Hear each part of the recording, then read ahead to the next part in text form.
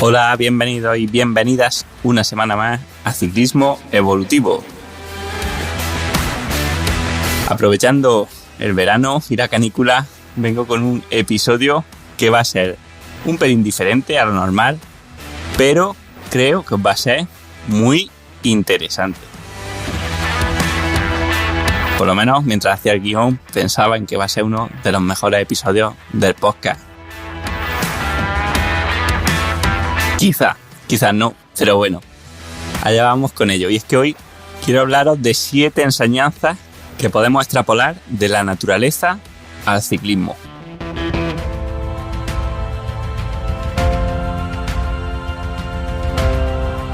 Además, estas 7 propiedades en realidad no aparecen en el libro de la naturaleza del entrenamiento, que imagino que ya a esta altura algunos habréis leído o otros tendréis pensado leer. De hecho, en el libro realmente nos quedamos solamente hablando de entrenamiento, de rendimiento, de salud, ¿no? Fundamentalmente.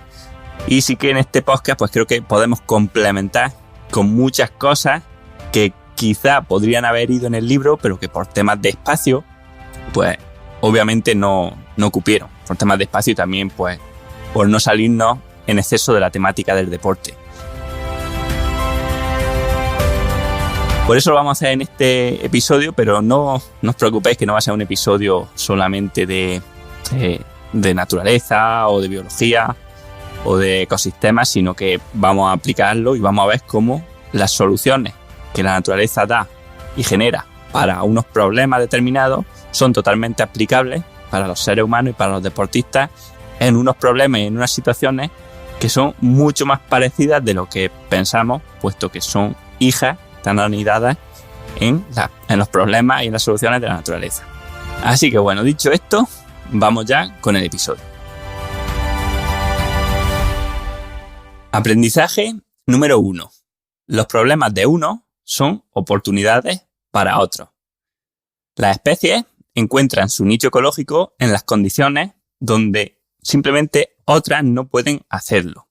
Esto no quiere decir que sean las condiciones ideales para ellas, sino simplemente las condiciones ideales para prosperar.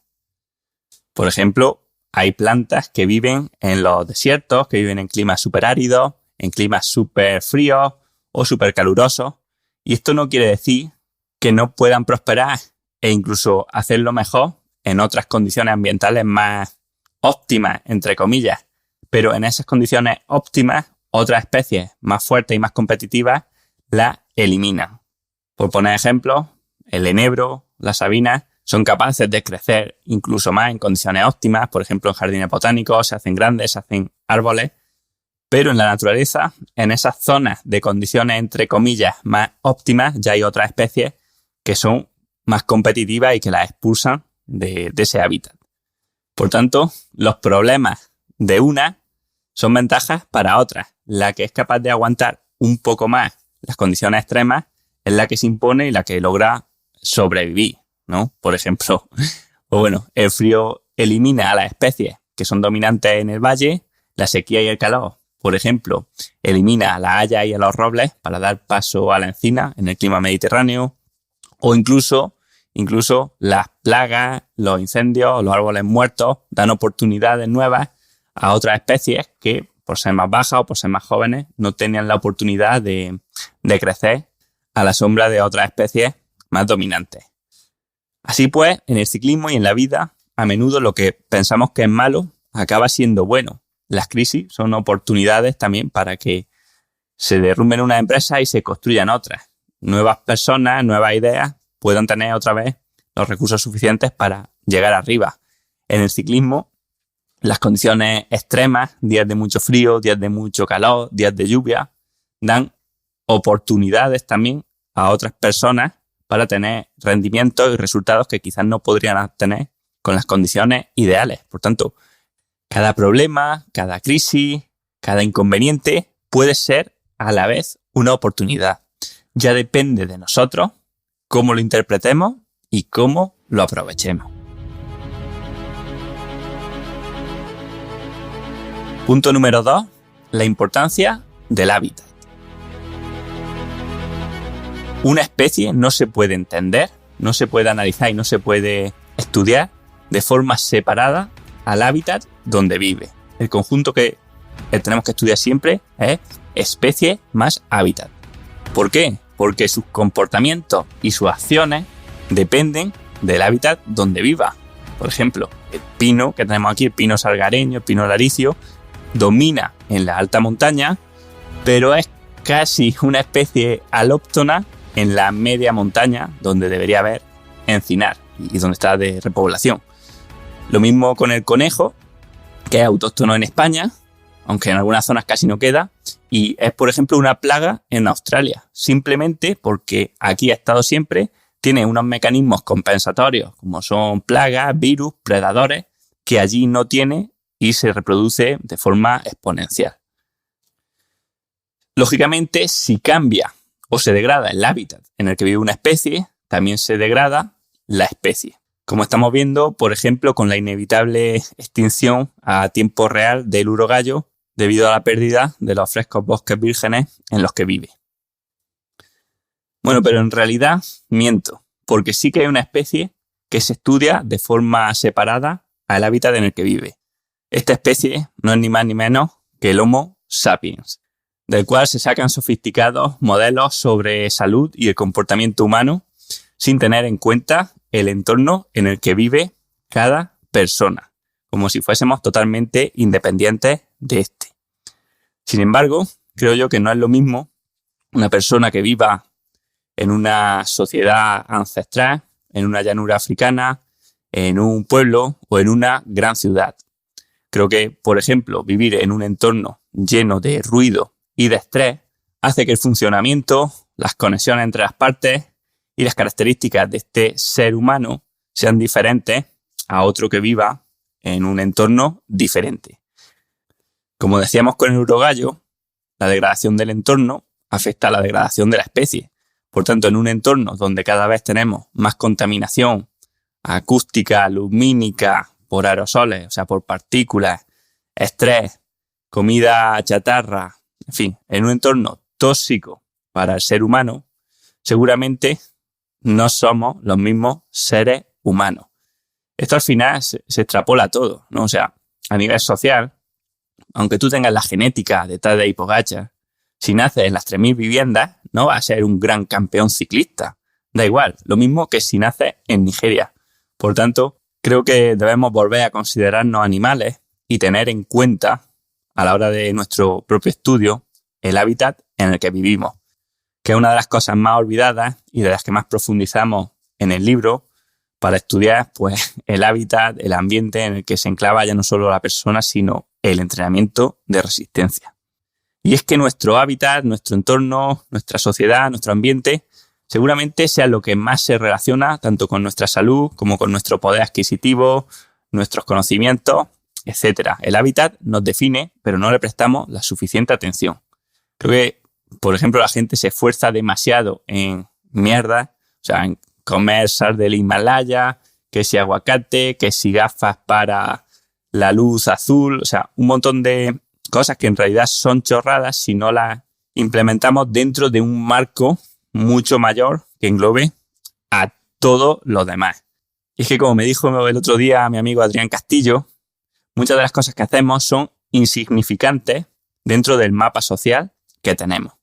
Y dicho de otra forma, sería que los árboles no te impidan ver el bosque.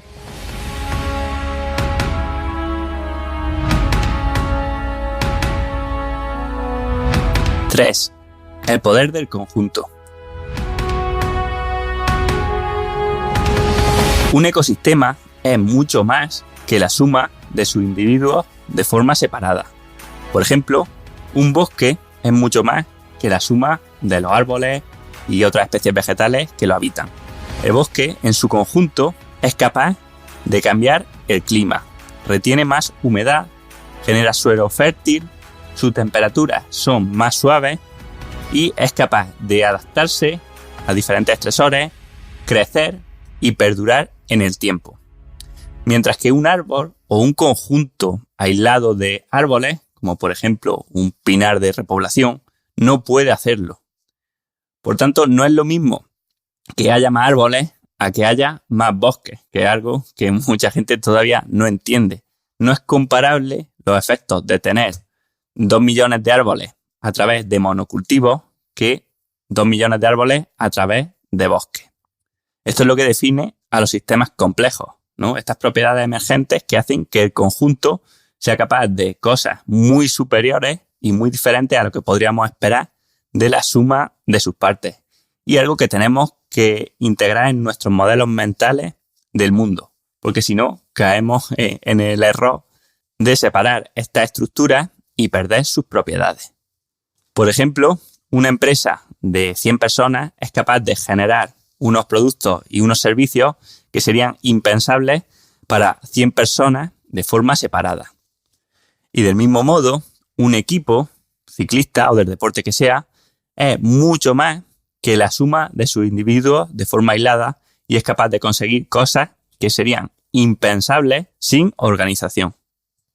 Cuanto más complejo y diverso el equipo, sobre todo si está bien integrado, mayores serán aún los beneficios y las capacidades que este equipo es capaz de generar. Así, un equipo multidisciplinar con profesionales en las distintas áreas y bien sincronizado será capaz de conseguir cosas que sean impensables para el resto. Del mismo modo, en el deportista o en la persona, nosotros somos mucho más que la suma de las diferentes partes en las que queramos dividirnos.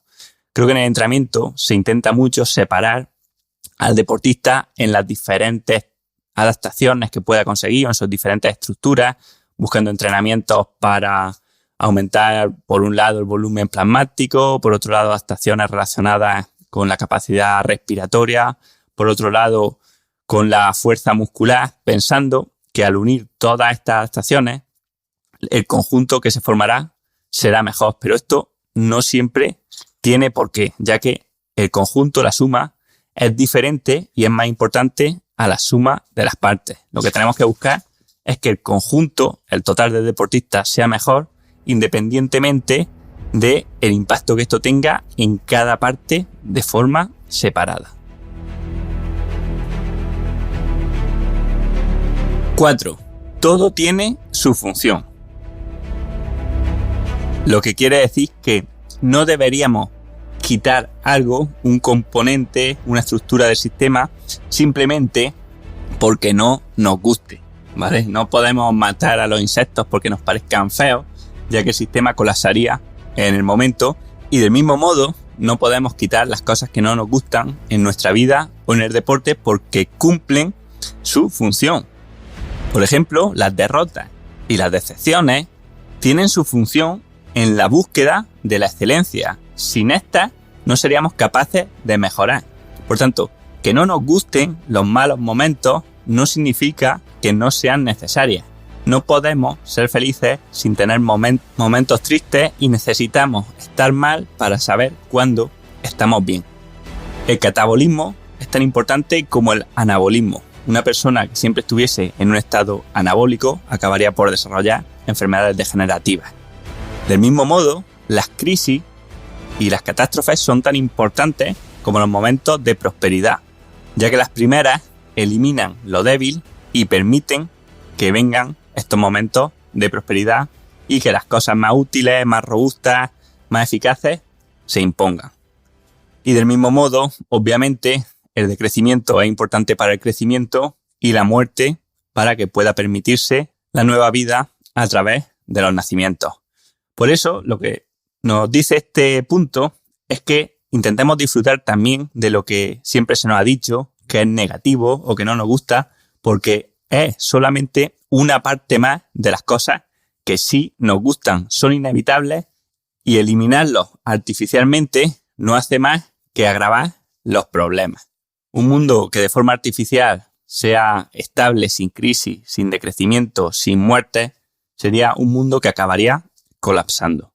Y del mismo modo, un deportista sin derrotas, sin sacrificios, sin momentos malos, sería un deportista débil, sin capacidad de progreso, sin capacidad de mejorar y que no sabría disfrutar y saber valorar de verdad los momentos buenos. 5. Colaboración. En un ecosistema, las especies colaboran, muchas veces incluso sin saberlo o sin querer. Por ejemplo, un caso de colaboración directa es la de los árboles que en un bosque maduro, en un bosque antiguo, están unidos por las raíces a través de unas micorrizas, de unos hongos, que les permiten compartir recursos y energía de los árboles más grandes y que reciben más sol y agua a los árboles más débiles y más pequeños. Pero hay otras formas de relación. Por ejemplo, la sombra de los árboles altos humedece a los jóvenes. Por ejemplo, en verano, aunque esté pegando ahora un sol atorrador, solamente una parte de los árboles del bosque recibe esta radiación, ya que todos los que están bajo ellos están protegidos a la sombra. Hay otras formas de colaboración indirecta. Por ejemplo, los arbustos pinchosos protegen a árboles que no tienen pinchos, como arces o como encinas, para que puedan crecer en campos, en zonas donde hay mucha herbivoría. Y luego también hay un montón de relaciones de colaboración que son sin dar nada a cambio. Por ejemplo, la procesionaria del pino reduce el crecimiento de los pinos y permite que la encina poco a poco se vaya imponiendo. Sin embargo, la encina y la procesionaria pues no tienen ninguna relación entre ellas. Y por último, tenemos un tipo de relaciones que me gusta mucho, que es cuando tu enemigo se convierte en tu aliado, o más bien cuando necesitas a tu enemigo para sobrevivir. Por ejemplo, el lobo, que obviamente se come a los ciervos, a los corzos, incluso a alguna oveja, pero bueno, el lobo come cadáveres en descomposición y evita que los virus, que las enfermedades que tienen estos cadáveres se transmitan al resto de la población, ¿no? ¿Vale? Por ejemplo, el lobo suelen comer a los individuos que tienen sarna o que están más debilitados, de corzos, de ciervos, de gamos, y eso hace que estas enfermedades no se transmitan a los demás. Bueno, pues lo que es tu enemigo se puede convertir en tu aliado. Todo depende de si las proporciones y las relaciones que hay entre las distintas especies son adecuadas y no tanto de si existe una especie o no existe o dónde tiene que existir, ¿vale? Todo es mucho más complejo de lo que normalmente nos cuentan en la tele. Y en el ciclismo, bueno, puede ocurrir exactamente lo mismo. Hay un montón de relaciones de colaboración de las que podemos ayudarnos. Las más típicas son con los compañeros, ¿vale? O sea, un consejo que os daría: construye amplias redes sociales con tu grupo, ¿vale? Con tus compañeros de equipo, compañeros de grupeta, con tu entrenador, nutricionista, psicólogo, director, incluso con otros ciclistas del pelotón, aunque sean tus rivales. Si somos capaces de hacer que entre todos nos ayudemos cuando hay un coche, un peligro, un cruce, todo esto, al final salimos todos beneficiados. Hoy yo te aviso a ti y mañana tú me avisas a mí y nadie pierde. Pero es que incluso, como veíamos aquí, hay otro tipo de colaboraciones que son menos intuitivas, pero que son importantísimas, como la que tienes incluso con tu enemigo, con tus rivales más acérrimos, ya que son los que te ayudan a entrenar más y mejor, a dar tu 100%, a estar motivado, a estar concentrado. O sea, Van der Poel es tan necesario para Van Aert como Van Aert para Van der Poel. Y seguro que Vingegaard va a ayudar al progreso de Pogačar, tanto como Pogačar ha ayudado al progreso de Vingegaard. En definitiva, bueno o malo, amigo y enemigo son palabras mucho más ambiguas de lo que pensamos.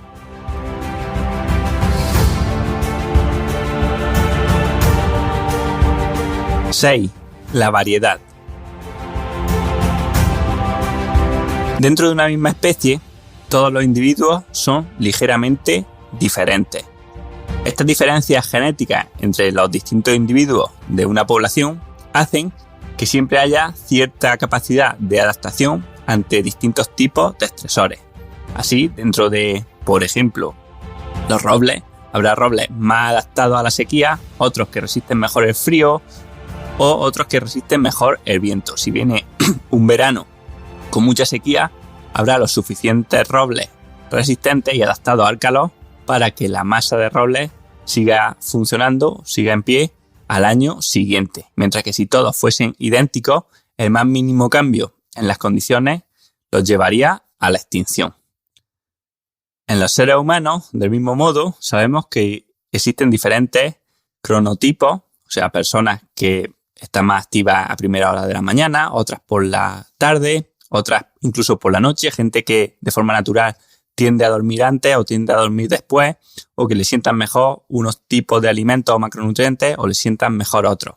Estas variedades que hasta ahora se han visto como errores, pensando que hay un prototipo ideal de ser humano en el que tenemos que encajar con unos horarios que, entre comillas, serían los ideales y una dieta que también, entre muchas comillas, sería la óptima para el ser humano, ahora vemos que no, que hay mucha variedad y que lo óptimo para tu vecino probablemente no sea lo óptimo para ti y cada persona tiene que encontrar lo que a ella le va bien. Del mismo modo, en el deporte hemos tratado de encorsetar a todos los deportistas en un promedio, en un teórico deportista ideal, que no es nadie, y por eso se proponen estrategias de entrenamiento basadas en comparar nuestros puntos fuertes o débiles en relación a este hipotético deportista promedio ideal, ¿no? Entonces, cuando se empieza a hablar de que un deportista tiene el FRC bajo o su capacidad de generar fuerza es muy alta y por eso no tiene que entrenarla, o aspectos así que se basan en la comparación con el promedio, pero que no tienen en cuenta que no sabemos cómo es cada persona y si realmente podría incluso, aunque tenga una fortaleza respecto al promedio, que esta fortaleza pudiese ser aún mucho más fuerte que en otras personas. Porque como vemos, cada persona, dentro de que todos somos Homo sapiens, por ejemplo, es muy diferente.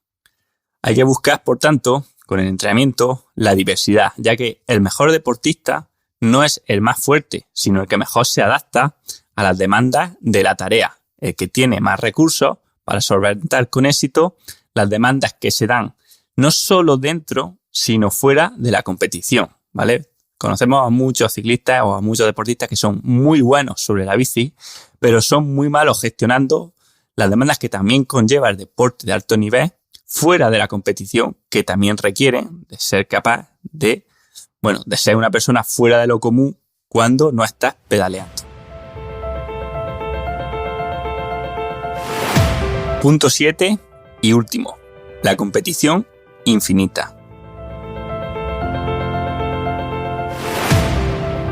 En un sistema o en un ecosistema, todas sus partes quieren ganar el juego. Todas las especies, por ejemplo, si las dejamos, quieren conquistar el mundo.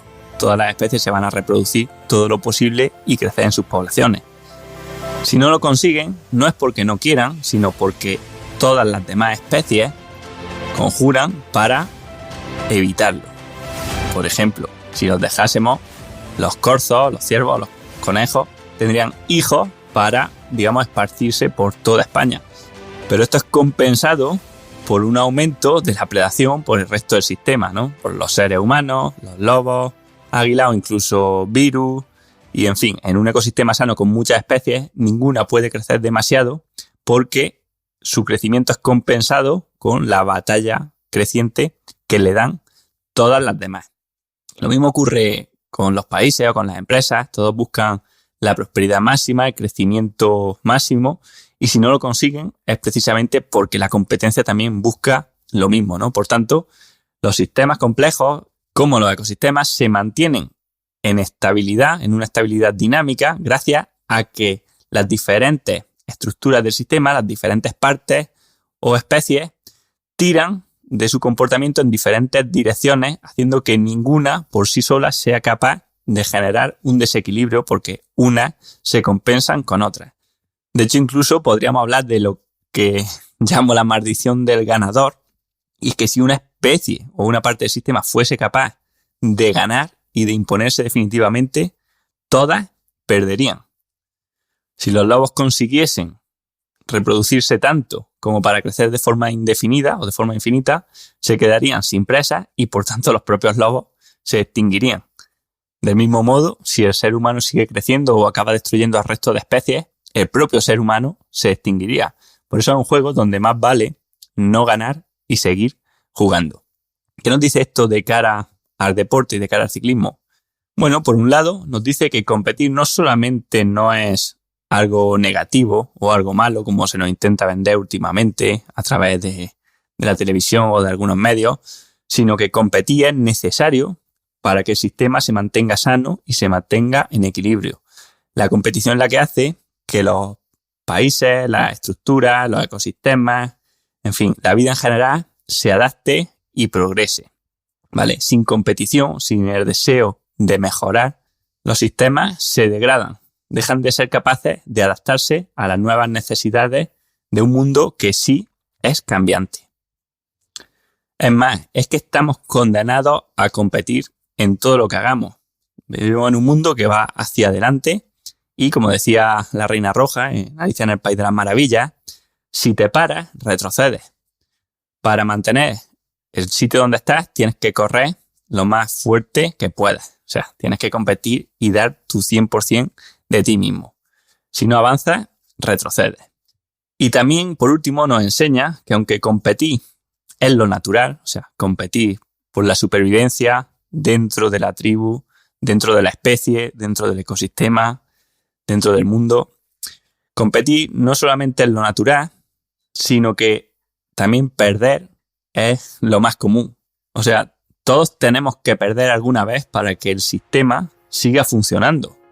No tenemos que verlo como una decepción, como una vergüenza, como algo que vaya contra nuestro ego, sino como un proceso totalmente natural. Todo el mundo acaba perdiendo tarde o temprano, por tanto el objetivo no se trata de ganar siempre, sino de mantenerse constantemente en la competición, constantemente en la pelea, de seguir en el juego. Deja de preocuparte tanto en el resultado final y preocúpate mucho más en dar lo mejor de ti y seguir en esta competición que no solamente te mejora a ti, sino que mejora al mundo.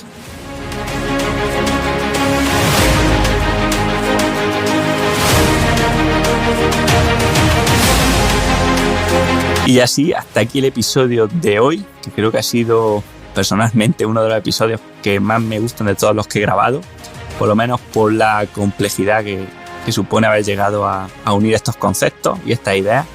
Así que es mucho más difícil de lo que parece. Y nada, deciros que si os ha gustado, pues me ayudaréis mucho compartiendo este episodio con vuestros amigos, amigas, compañeros de club, de grupeta o incluso en redes sociales. Si queréis profundizar un poco más, tenéis el grupo de Telegram, ¿vale? Buscando Ciclismo Evolutivo o en el enlace que os dejo en las notas del episodio.